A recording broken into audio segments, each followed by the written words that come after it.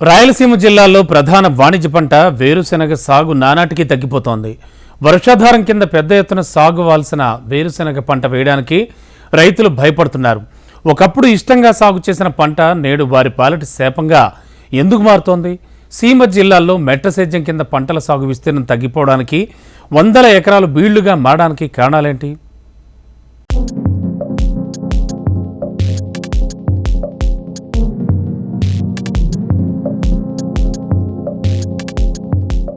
రాష్ట్ర వ్యాప్తంగా ఖరీఫ్ లో 7.16 లక్షల హెక్టార్లలో వేరుశనగ సాగు చేయాల్సి ఉండగా అందులో 65% ఒక్క ఉమ్మడి అనంతపురం జిల్లాలోనే సాగు చేసేవారు. ఉమ్మడి చిత్తూరు జిల్లా వ్యాప్తంగా 1,13,000 హెక్టార్లు, కర్నూలులో 92,000 హెక్టార్లు, కడప జిల్లాలో 25,000 హెక్టార్లలో పంట సాగవలసి ఉంది. ఈ ఏడాది ముందస్తుగానే వర్షాలు కురుస్తున్నాయి. సాధారణ వర్షాలు కురుస్తాయని ఇప్పటికే వాతావరణ శాఖ వెల్లడించింది. కానీ రైతులు వేరుశనగ పంట సాగు చేయడానికి సాహసించడం లేదు.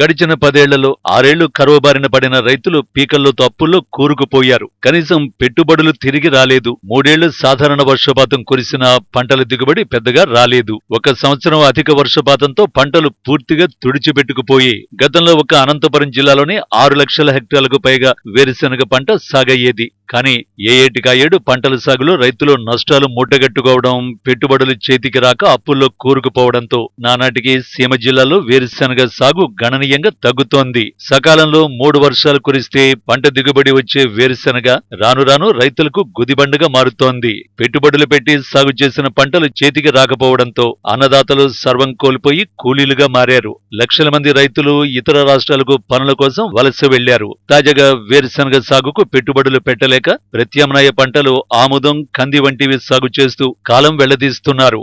ఫస్ట్ నుంచి 20 ఏళ్ళ కింద నుంచి శనకేస్తాను ఇంతకు ముందు. ఇప్పుడు 10 ఏళ్ళు అయింది. ఆంద్యము, కంది. ఆంద్యం ఎక్కువ వేస్తాను. ఆంద్యం ఫస్ట్ తూరి శనక్కాయ పెట్టుబడి పెట్టలేక శనక్కాయ అంతా వదిలేసుకున్నాం. అప్పుడు వచ్చి 30 రూపాయలు కూలి ఉంటే 250, 300 శనక్కాయలు మూట అమ్ముకుంటుంటే మళ్ళీ 1000 రూపాయలు మూటకు వచ్చినప్పటికి 100 రూపాయలు లేబర్ కూలి ఉండే. ఇప్పుడు వచ్చి ఇత్తనము పెరిగింది, మందముట్లు పెరిగినాయి, కూలీ పెరిగింది. ఇప్పుడు ప్రతిదీ పెరిగిపోయింది. ఆ పంట దిగుబడి రాల. ఆ పంట దిగుబడి రాకోకున్నప్పటికీ అప్పటికి ఇన్సూరెన్సు, ఇన్పుట్ సబ్సిడీ ఏదో ఒకటి రైతుకి లబ్ధి పొందుతుంది గవర్నమెంట్ది. ఇప్పుడు ఈ 6 ఏళ్ళ నుంచి వ్యవసాయంలో కుంటుపడిపోయింది. మాకు వ్యవసాయానికి ఏది లేదు. ఏదో ఇన్పుట్ సబ్సిడీ అది ఇది అంటే ఏదో అంత ఎంతో వస్తుండే దానికి అది పెట్టుబడి అప్పు తెచ్చినా మళ్ళా గడ్డిబికేకి, మందులకి, పీక్కుండేకి, జిన్నాలకి అది ఒక మాకు సద్వియోగం అవుతుండే. ఈ 6 ఏళ్ళ నుంచి ఏది లేదు, లబ్ధి పొందలేక ఇంకా వెనకబడిపోయినాం అనమాట.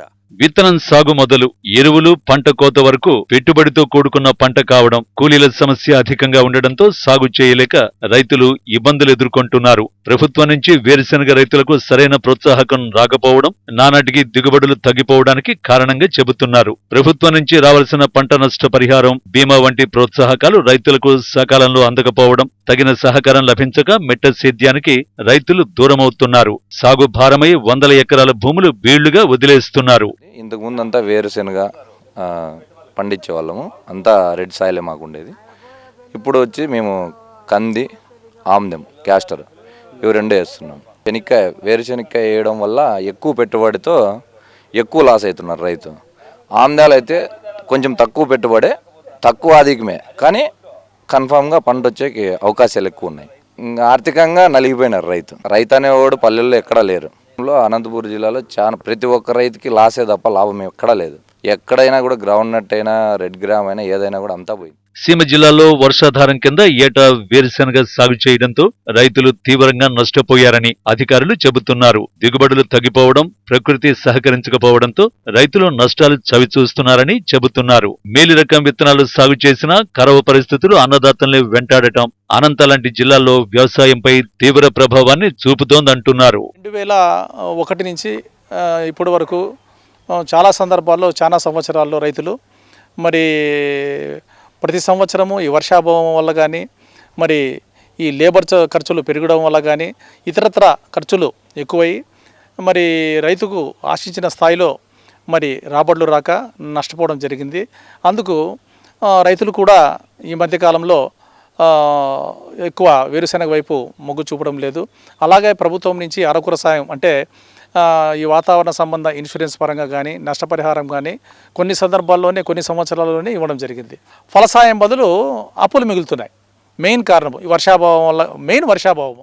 వాతావరణంలో వచ్చిన మార్పుల ప్రభావం సీమ రైతులపై అధికంగా ఉందని వ్యవసాయ పరిశోధన శాస్త్రవేత్తలు చెబుతున్నారు. ఖరీఫ్ సీజన్లో వర్షాలు కురుస్తున్నా సమతుల్యం లేకపోవడం ఇబ్బందిగా మారిందని అంటున్నారు. వేరుశెనగకు సరైన గిట్టుబాటు ధర, ప్రోత్సాహకం లేకపోవడం, తగిన మెషినరీ అందుబాటులో లేకపోవడం రైతులకు ఇబ్బందిగా మారిందని చెబుతున్నారు. వేరుశెనగకు ప్రభుత్వం తగిన ప్రోత్సాహకాలిచ్చి రైతులను ఆదుకోకపోతే పంట పూర్తిగా తుడిచిపెట్టుకుపోయే ప్రమాదం ఉందంటున్నారు. శనగ ప్రధానంగా తగ్గడానికి కారణాలు అనేకంగా ఉన్నాయి. ఒకటేమంటే వాతావరణ మార్పులు, అంటే వర్షపాతంలో తేడాలు ఉండేదాని వల్ల పంట బెట్టకు గురి కావడము, లేదు అధిక వర్షాల వలన పంట దిగుబడులు తగ్గిపోతున్నాయి. పెట్టుబడి ఖర్చు తగ్గించాలంటే మెకనైజేషన్ కూడా రైతు విలేజ్ లెవెల్లో ఉంటే కన్నా కొంతవరకు మనము పెట్టుబడి తగ్గించి ఏరియా పెరగడానికి ఆస్కారం ఉంది. దాంతోపాటు విత్తన సబ్సిడీ అనేది ఇస్తున్నారు కాబట్టి కొంతవరకు ఉంటుంది. పెట్టుబడి ఖర్చు తగ్గాలంటే ఇవన్నీ కూడా మెకనైజేషన్ అనేది రైతు స్థాయిలో అందుబాటులో ఉండాలి. ఒకప్పుడు ఖరీఫ్లో వేరుశెనగ సాగు చేసి అత్యధిక దిగుబడులు సాధించిన సీమ రైతులు పెద్ద ఎత్తున లాభాలు గడించారు. ఎప్పటికప్పుడు మారుతున్న పరిణామాలకు అనుగుణంగా పంటల సాగు విధానంలో మార్పులు రాకపోవడం, ఆధునిక పరిజ్ఞానంతో పాటు సరైన తోడ్పాటు ప్రభుత్వాల నుంచి అందకపోవడంతో అనంతలో వేరుశెనగ సాగు మనుగడ ప్రమాదంలో పడింది. రాయలసీమ జిల్లాలో ప్రధాన వాణిజ్య వేరుశెనగ పంట దాదాపు తుడిచిపెట్టే ప్రమాద గంటలు మోగుతున్నాయి. ముఖ్యంగా పెట్టుబడులు అధికంగా పెరగడంతో పాటు దిగుబడులు లేక రైతులు అప్పుల పాలవుతున్నటువంటి పరిస్థితుల్లో ప్రత్యామ్నాయ మార్గాలు చూస్తున్నారు. చాలామంది ఏదైతే వ్యవసాయానికి దూరం అయ్యే పరిస్థితులు ఉన్నారో, గ్రామాల్లో యువత చదువుకున్న నేపథ్యంలో వ్యవసాయానికి పూర్తిగా దూరం అవుతున్నటువంటి పరిస్థితులు అయితే కనిపిస్తున్నాయి. చాలా గ్రామాల్లో బీడు భూములుగా 100 ఎకరాలు మారుతున్నటువంటి పరిస్థితి. ప్రభుత్వాల నుంచి సకాలంలో రావాల్సినటువంటి రాయితీలు రాకపోవడం, పెట్టుబడులు పెరగడంతో పాటు కూలీల సమస్య అధికం కావడంతో వ్యవసాయంలో ప్రధానంగా వేరుశెనగ పంట రైతులకు ఒక గుదిబండగా మారింది.